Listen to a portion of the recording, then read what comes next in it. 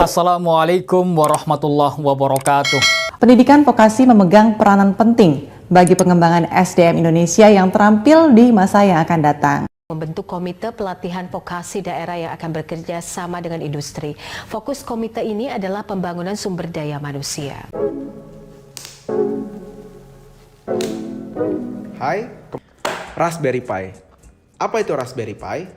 Raspberry Pi merupakan sebuah komputer kecil seukuran dengan kartu debit atau kartu kredit yang dapat Anda peroleh dengan harga $35 atau Rp600.000. Yang membuat Raspberry Pi ini spesial adalah kemampuan dia untuk diotak-atik sesuai dengan keinginan kita. Jadi, kalau kalian mau membuat PC kecil, server pribadi, atau bahkan sebuah robot, Anda bisa melakukan semuanya dengan alat kecil ini. Pokoknya, kemampuan dari alat ini hanya dibatasi oleh imajinasi kalian. Nah, buat kalian yang gak punya imajinasi yang tinggi, tenang aja. Karena alat ini sangat terkenal di dunia DIY, Anda bisa search aja di Google Raspberry Pi Projects dan disitu bakal muncul list proyek-proyek apa aja yang bisa dilakukan dengan Raspberry Pi ini. Anda tinggal memilih proyek apa aja yang menurut Anda menarik dan melakukan hal tersebut. Jadi, Raspberry Pi ini sebenarnya lebih mirip ke sebuah smartphone dibandingkan sebuah PC. Kenapa? Karena prosesor yang dipakai berbasis dari ARM yang dipakai di smartphone, bukan x86 yang dipakai oleh Intel atau AMD. Bahkan, saking miripnya dengan sebuah smartphone, Anda bisa menginstal Android di Raspberry Pi ini. Jadi, Raspberry Pi itu punya 3 varian, yang membedakannya hanyalah dari segi jumlah RAM. Ada yang 1, 2, dan 4 GB RAM. Kalau kalian cuma pakai buat programming ringan sih, 1 GB RAM udah cukup. Tapi, kalau kalian mau buat bikin emulator game retro atau bikin server pribadi sih, gue saranin minimal 2 GB RAM, kalau bisa 4. Yang gue punya di sini adalah varian yang 4 GB RAM yang gue beli seharga Rp900.000. Kenapa beli 4 GB RAM? Walaupun sebenarnya untuk kebutuhan sekarang yaitu gue mau buat server pribadi, ad blocking machine, dan stasiun radio FM sendiri, dan membuat smart speaker sih sebenarnya 2 GB udah cukup banget. Tapi alasan utama kalau gue pilih yang 4 GB adalah karena kemampuan dari Raspberry Pi ini nggak ada batasnya. Jadi kalau di kemudian hari membuat proyek baru yang memakan RAM gede, bisa ngelakuin proyek tersebut tanpa takut RAM-nya kurang. Toh, beda harga dari setiap hariannya cuma Rp150.000. Jadi ini adalah kotak Raspberry Pi 4-nya ya. Dia packagingnya tuh simple banget, nggak ada aneh-aneh. Tinggal kita buka aja nih. Nah, di sini dia ada user guide-nya. Bisa kita buang. Dan di sini ada Raspberry Pi 4-nya. Dan di sini ada sebuah cardboard.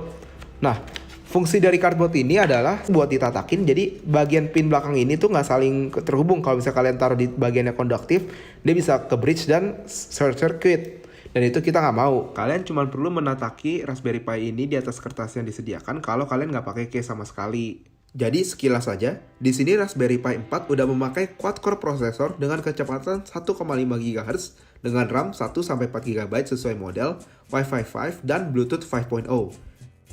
Nah, di samping ini udah ada 2 USB 2.0 dan 2 lagi USB 3.0 dan 1 gigabit Ethernet. Nah, kalau kita lihat ke samping ini, dia udah ada 1 USB Type-C yang berfungsi sebagai power input dan 2 mini HDMI port yang support sampai resolusi 4K, serta ada 1 headphone jack.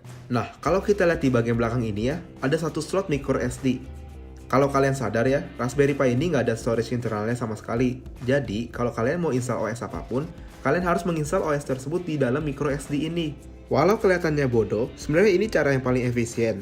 Soalnya, kita tahu nih, Raspberry Pi ini bakal sering digunakan untuk proyek-proyek DIY yang berbeda-beda. Dan, kalau kalian udah punya satu proyek yang berjalan stabil, dan mau coba proyek lain, kalian tinggal masukin SD card baru dan colok. Dan proyek lama kalian yang udah stabil nggak bakal keganggu sama sekali.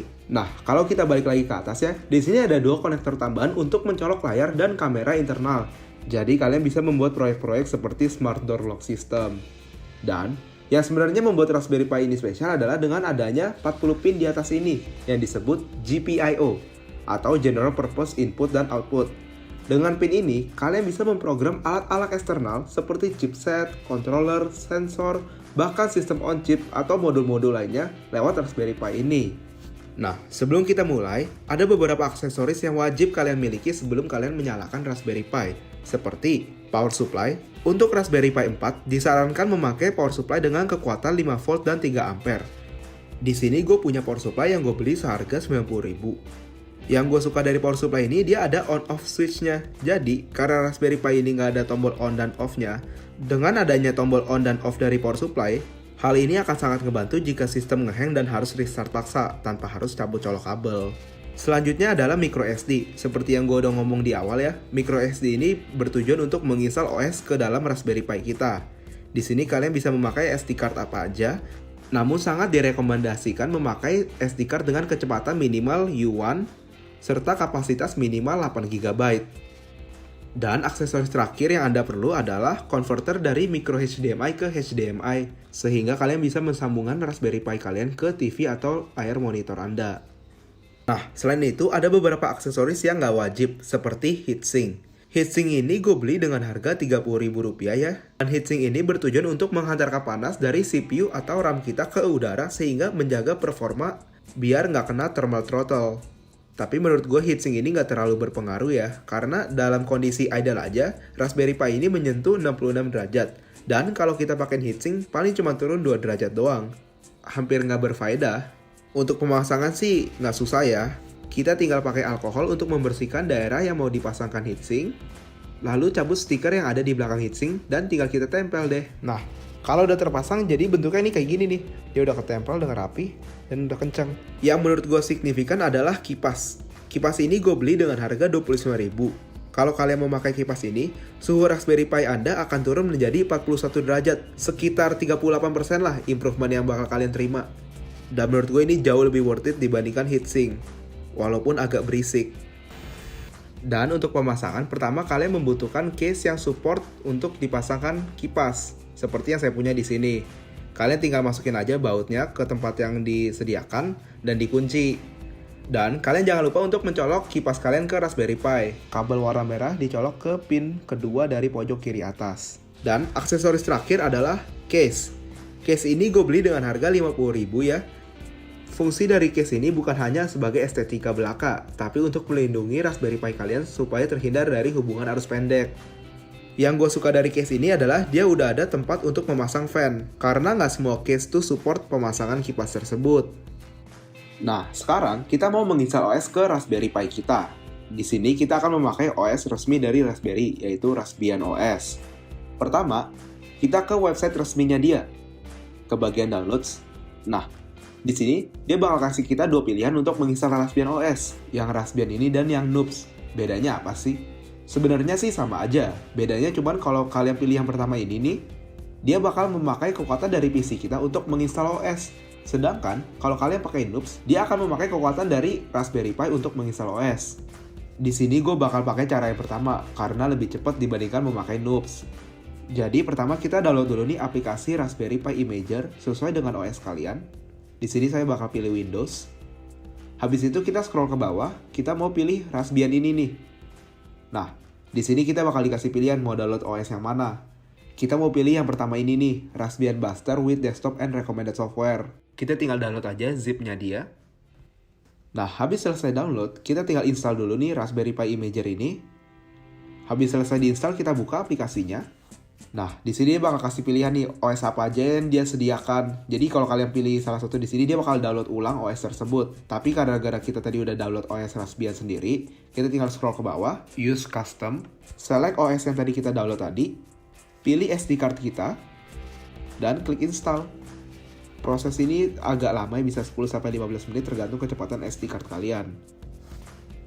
Nah, kalau udah selesai terinstall kayak gini nih, kalian tinggal cabut SD card-nya dan dicolok ke Raspberry Pi. Sebelum kita nyalain, kita perlu menyambungkan keyboard, mouse, adapter HDMI, kabel HDMI, micro SD, kabel power, cetek nyala. Nah, di sini Raspberry Pi kalian akan restart beberapa kali. Tinggal tungguin aja sampai kalian lihat layar seperti ini. Nah, kalau udah sampai sini, tinggal dikit lagi nih, kalian udah bisa otak-atik Raspberry Pi kalian. Kalian tinggal tentuin lokasi kalian di mana, bikin password untuk Raspberry Pi kalian. Nah, di sini kalian disuruh untuk menyambungkan Raspberry Pi kalian ke internet. Kalau di sini kasusnya lewat WiFi. Tapi kalau kalian mau pakai kabel Ethernet, tinggal dicolok aja, ntar dia langsung otomatis connect. Nah, kenapa kita mau connect ke internet sih? Jadi si Raspberry Pi ini bakal butuh internet untuk mengupdate OS dia, dan ini sangat penting. Kalau kalian mau bikin proyek apapun, kalian selalu harus ada di versi paling baru. Jika sudah selesai update, tinggal di restart aja. Nah, habis kalian selesai restart, gue mau kasih tahu hal paling penting yang harus kalian lakukan, yaitu kita mau bikin Raspberry Pi kita bisa diakses lewat local area network kita. Ini adalah hal paling penting menurut gua. Kita cuma perlu konekin kabel power dan kita bisa otak-atik Raspberry Pi kita lewat laptop kita. Nggak usah kita colokin keyboard, mouse, layar ke Raspberry Pi kita untuk diotak-atik. Nah, untuk ngelakuin ini nggak susah. Kita cuma perlu ke bagian ini, terus pilih Raspberry Pi Configuration, ke bagian Interface, dan kita mau enable SSH dan VNC. Ini tuh apa? Kalau SSH itu ibaratnya di Windows adalah command prompt. Kalian kalau mau install apapun di Raspberry Pi, kalian bakal pakai SSH ini lewat terminal atau yang biasa di Windows disebut command prompt. Nah, kalau VNC itu apa? Kalau VNC itu untuk kalian yang mau melihat tampilan GUI atau desktop yang ada di Raspberry Pi kalian.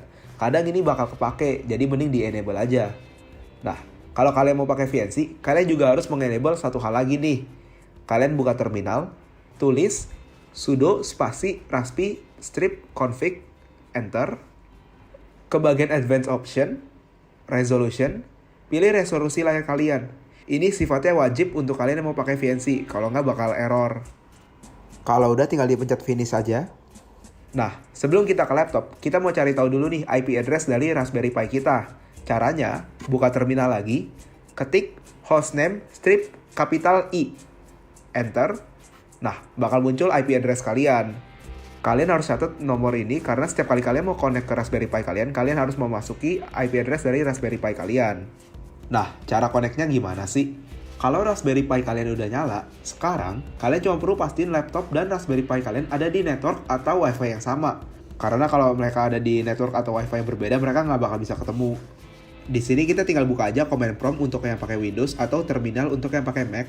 Ketik SSH spasi PI at IP address Raspberry Pi kita yang tadi kita udah catat di awal.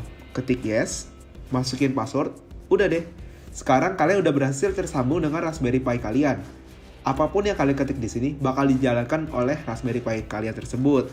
Nah, kalau mau lihat desktopnya gimana? Pertama kita download dulu nih aplikasi namanya Real VNC Viewer. Kita install. Nah, terus kita buka aplikasinya. Untuk cara koneksinya sama aja. Kita cuma cukup masukin IP address dari Raspberry Pi kita. Ketik enter, masukin ID dan password, ini di save aja biar gampang. Udah deh, kita berhasil login. Di sini muncul deh desktopnya. Kalian bisa juga buka aplikasi terminal buat install sesuatu. Atau kalau kalian mau shutdown, bisa pencet ini terus di shutdown kayak biasa. Terima kasih. Wassalamualaikum warahmatullahi wabarakatuh.